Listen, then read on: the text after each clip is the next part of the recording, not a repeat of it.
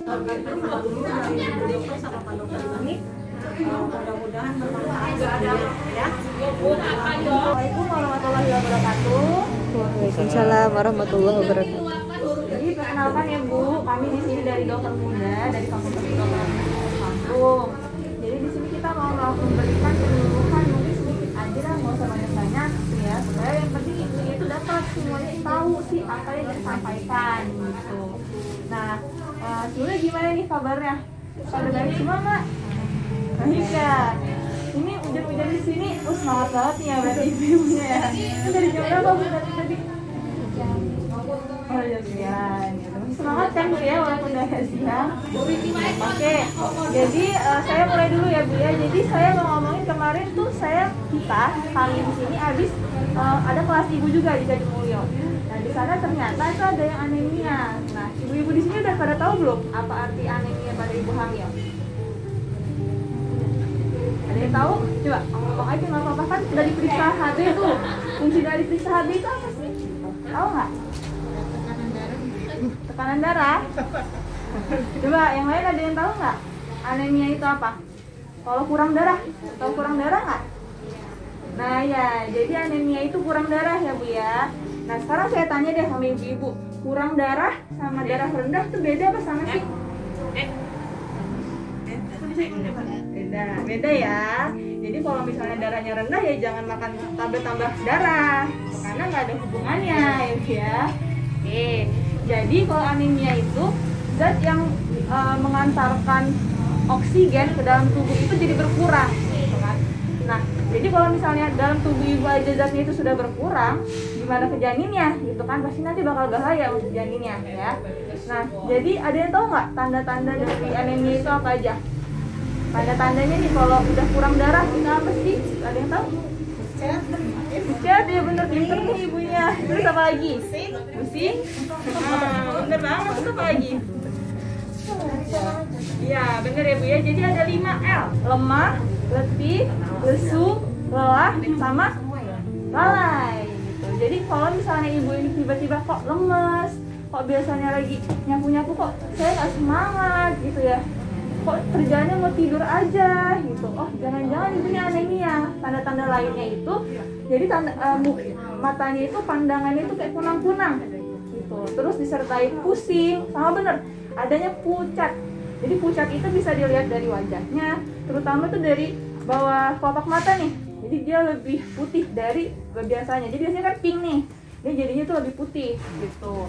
Nah jadi itulah fungsinya ibu-ibu di sini semua pada periksa HB-nya gitu ya. Kalau misalnya HB-nya kurang dari 11, oh berarti kita harus berikan pengobatan atau apa gitu ya. Nah sekarang ada tahu nggak untuk pencegahan dari biar nggak anemia itu apa? Masih tahu dong apa? Pencegahannya supaya nggak anemia? Konsumsi buah dan sayur. Ya, terus? Minum susu. Terus apa lagi? Nah, jadi kan ibu-ibu di sini pada dikasih tablet tambah darah nggak? Iya. Nah, itu fungsinya supaya nggak anemia, supaya nggak kurang darah, gitu ya. Minimal itu 90 tablet kalau misalnya dalam kehamilan minumnya, setiap harinya itu 1. Pada malam hari biasanya supaya nggak apa? Nggak mual, iya benar. Nah, untuk tablet tambah darah ini itu konsumsinya jangan dibarengi dengan teh, jangan dibarengi dengan kopi sama susu. Ya nggak boleh, karena nanti penyerapannya itu jadi berkurang gitu. Udah pada tahu semua nih ibu-ibunya? Wah pinter nih ya. Nah udah tuh. Terus kalau misalnya yang bisa meningkatkan penyerapan dari tablet-tablet darah itu, ya tadi benar, buah-buahan. Buah-buahannya itu yang warnanya kuning sama yang warnanya merah, misalnya kayak jeruk atau pepaya atau pisang gitu ya. Terus kalau misalnya sayur-sayurannya itu yang warnanya hijau, jadi kayak bayam, brokoli itu bisa. Sama kalau misalnya zat besi itu yang paling banyak pada daging-dagingan, misalnya daging ayam, daging ikan, atau misalnya hati ayam, daging sapi, sama kacang-kacangan. Jadi bisa juga kayak makan bubur kacang hijau. Nah ya benar itu ya. Oke, nah jadi gizi pada ibu itu sangat penting ya untuk anaknya. Nah setelah anaknya itu melahirkan, anak yang melahirkan, anak yang dilahirkan. Itu apa gizi yang harus kita penuhi untuk anaknya? Dari apa? Iya, ASI. ASI itu ada namanya ASI eksklusif ya Bu ya. Nah, tahu nggak apa ASI eksklusif itu artinya?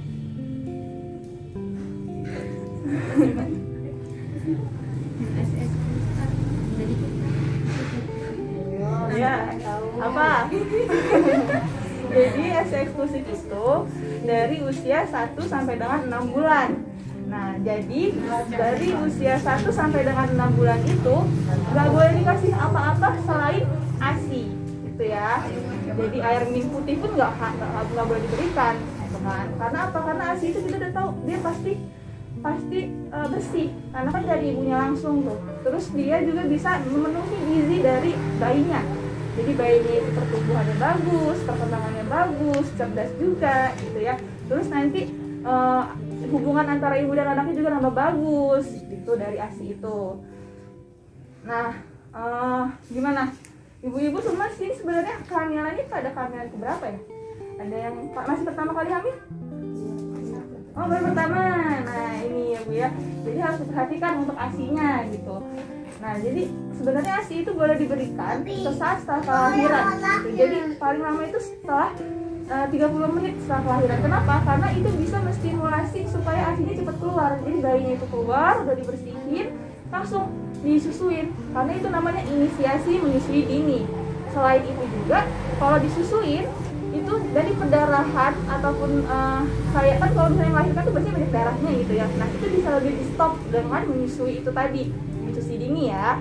Nah, setelah itu juga kalau misalnya kita berikan ASI pada anaknya jadi lebih imunnya lebih kuat, terus dia jadi nggak alergian gitu ya. Nah, kalau sudah dari 6 bulan barulah diberikan makanan pendamping ASI. Nah, ASI ini bisa diberikan sampai umur berapa tahun sih? Yang tahu nggak? 2 tahun. Pinter. Nah, di sini kan udah ada itu ya, udah ada panduan bukunya, itu dibaca.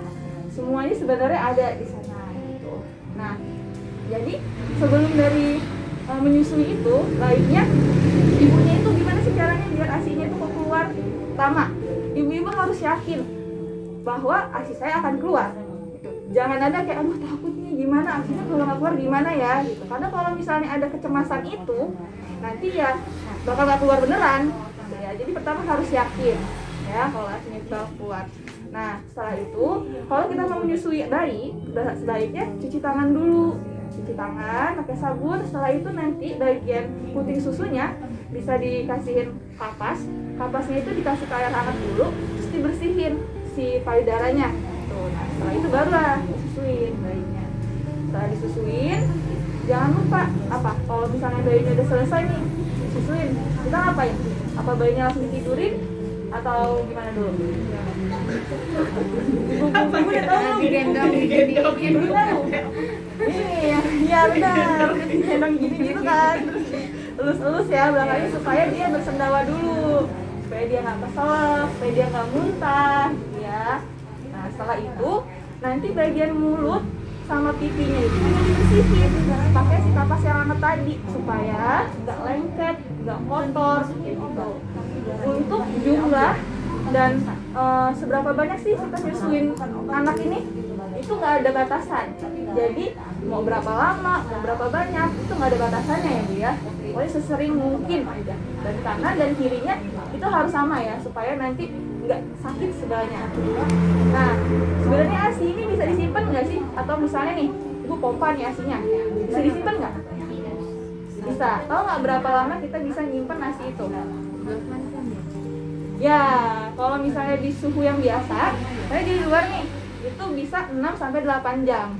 Tapi kalau misalnya dia dimasukin dalam termos, terus di sekitarnya itu ada es, nah itu bisa tahan sampai 24 jam. Kalau misalnya dimasukin ke dalam freezer, berarti kan yang sampai beku itu tahan sampai 2 minggu. Terus kalau misalnya dimasukin yang di luar kulkasnya, di kulkas tapi yang bukan di freezernya, itu bisa tahan sampai 3 hari. Nah, terus kalau kita mau ngasih ke anaknya, ya jangan yang masih dingin-dingin langsung dikasih. Jadi kayak dihangatin dulu. Angetin itu bukan dimasukin ke dalam panci terus diangetin ya, tapi kayak ada air hangat terus nanti dimasukin tuh asinya supaya dia lebih anget, nggak dingin waktu dikasihin ke bayinya. Terus jangan dimasukin ke dalam dot ya kalau bisa. Jadi kita ngasihnya itu pakai sendok aja. Kenapa? Karena kalau misalnya dikasih dot tuh nanti bayinya bakal bingung. Ini sebenarnya ASI payudara ibunya atau bukan ya? Karena kan ini dalam proses ya lagi belajar gitu. Nanti takutnya dia malah bingung kayak gitu. Mungkin ada yang mau ditanyain tentang anemia dan ASI ini? Enggak ya? Oke. Nah selanjutnya akan dilanjutkan oleh Adila. Ya, selamat pagi Ibu-Ibu. Mungkin saya ingin menjelaskan tentang sedikit mengenai apa saja sih yang harus disiapkan ketika mungkin di sini Ibu-Ibu udah ada yang lebih dari satu kali untuk mengalami kelahiran Ibu ya, atau melahirkan. Nah, mungkin di sini ibunya yang baru pertama kali Ibu ya. Oke, di sini saya akan mengingatkan, mungkin ada yang lupa sudah lama atau mungkin kurang ada yang belum tahu gitu ya Bu ya. Di sini apa saja sih yang harus disiapkan untuk ibu hamil dipersiapkan pada kelahirannya. Nah, jadi yang pertama untuk disiapkan pertama kali yaitu ibu atau suami dan keluarga itu harus sesering mungkin untuk melakukan kontrol kesehatan di puskes atau bidan mungkin atau dokter itu untuk melihat bagaimana perkembangan janin atau perkembangan bayi pada kandungan ibu. Nah di sini ibu juga harus menanyakan nih kapan waktu kelahiran atau persalinan. Nah itu harus diketahui untuk mempersiapkan kapan ibu akan melakukan persalinan. Di sini kan ibu pastinya tidak melakukan persalinan itu sendiri ya Bu ya, pasti kan dibantu oleh suami, keluarga atau mungkin bidan dan dokter. Nah lalu di sini ibu juga harus mempersiapkan nih kemungkinan ya amit-amit ya Bu ya nanti di dalam melakukan perjalanan persalinannya itu terjadi perdarahan gitu Bu ya. Nah ibu juga harus mempersiapkan nih anggota keluarga yang mungkin ada golongan darahnya yang sama dengan ibu ya. Mudah-mudahan ini tidak sampai terjadi ya Bu ya. Tapi kita harus mempersiapkan segala sesuatu supaya nantinya kita ada antisipasi atau tindakan lebih lanjut dan tindakan yang lebih cepat. Nah, lalu selanjutnya ibu juga harus mempersiapkan nih tabungan atau dana simpanan. Mungkin ada kebutuhan yang membutuhkan biaya. Lalu kan kalau untuk kelahiran sendiri pemerintah juga kan ada menjamin kartu JKN ya Bu ya, Jaminan Kesehatan Nasional, atau mungkin ada kartu Jampersal ya Bu ya. Nah itu juga bisa dipersiapkan untuk dipakai ketika untuk persalinan. Nah lalu ibu juga harus mempersiapkan nih ada seperti KK, KTP, lalu mungkin baju ibu, lalu baju untuk bayinya. Nah itu. Nah selanjutnya setelah dilakukan persalinan itu juga ibu dianjurkan untuk konsultasi, yaitu untuk konsultasi pemakaian KB. Nah itu untuk memberikan jarak kehamilan antara kelahiran. Jadi dari anak yang pertama dengan yang kedua atau yang ketiga itu memiliki jarak.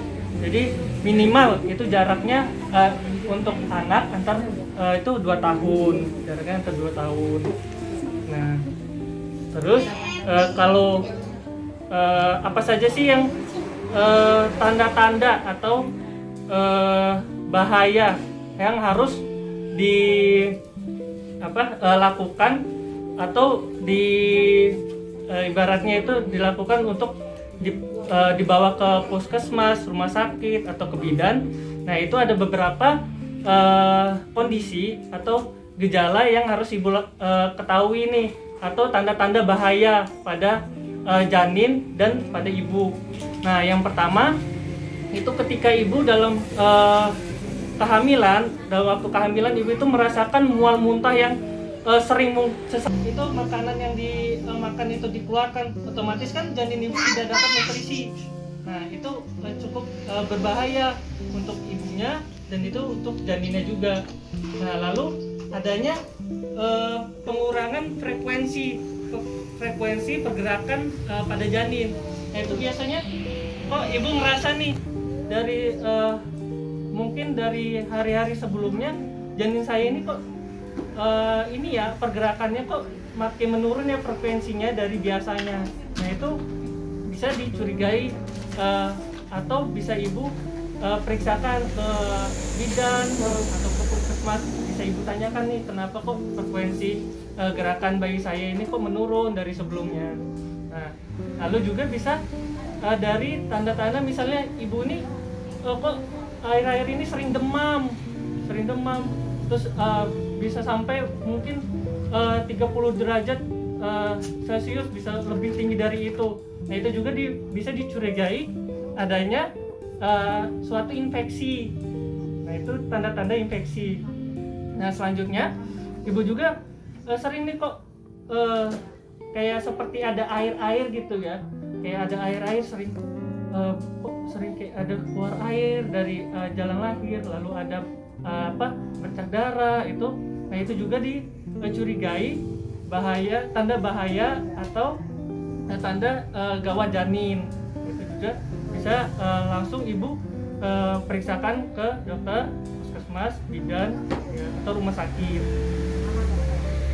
Mungkin dari itu ada yang ditanyakan tentang apa saja yang dipersiapkan, tentang bahaya apa saja.